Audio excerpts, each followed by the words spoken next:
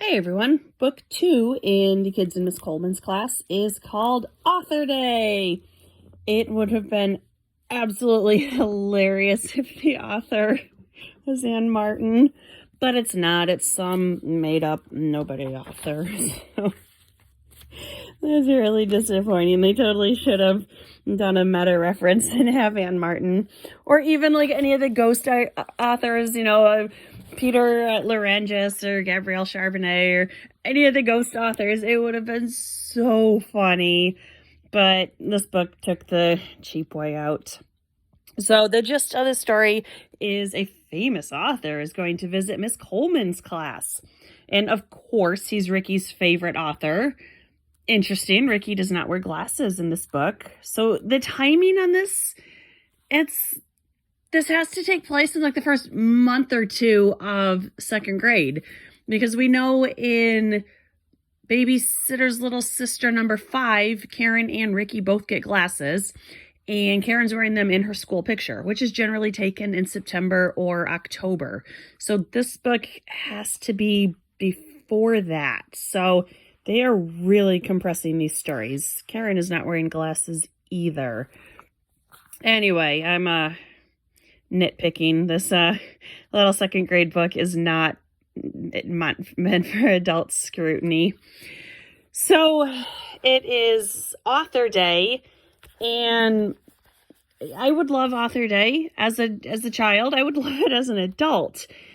But I wonder about Miss Coleman's curriculum, because she spends so much time getting ready for this Author Day. And they never address how she knows this author and where is he coming from, or how were they friends? I don't know. But getting ready for Author Day, they're going to make crafts for him. They're going to decorate the room. They're going to decorate the library. They're going to put on a play for him. And throughout all of this, Miss Coleman says, we're going to write him letters. We're going to ask questions, but he's not going to be able to sign books for you. And that doesn't make any sense. There are 16 children in this class. He could easily say, "Hi, what's your name?" and sign their book in a minute each. So if they took out the snacks or this little play or whatever, they would totally have time to do the author signing, which I think is what most of the kids would want anyway. So again, adult logic on a little baby book.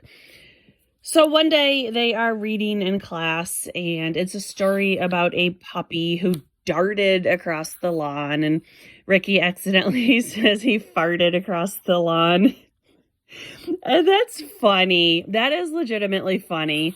But Ricky is mortified when the kids are laughing. Even Miss Coleman is smiling at him. But he is so upset. He says that he is never going to read again. And Miss Coleman says if that's the case, he cannot participate in Author Day. And I wish this was the kind of punishment she would give Karen. Karen's the one who needs these consequences, not Ricky. So, whatever. It's they're writing letters, and Miss Coleman writes something on the board for the children to copy, and Ricky points out that she accidentally wrote something wrong. It's like she just forgot the word "the" or something, but everyone's like, "Oh, Ricky read out loud, and look at that. He didn't say farted," and whatever. So he's super proud of that, and he's back on board for Author Day, and of course everything works out fine. And the author, Mr. Bennett, says, "Oh, this was amazing, and I loved your story," and whatever. It's, again, it would have been a million times better if the kids just could have done a meet and greet with him. One thing that drove me crazy, and I feel really bad for Miss Coleman in this one, when the book first opens, it is a very rainy day, and it's too rainy for the kids to go outside for recess. So they have a recess in the classroom, which, okay, we have that in this part of the country too when the weather is super bad.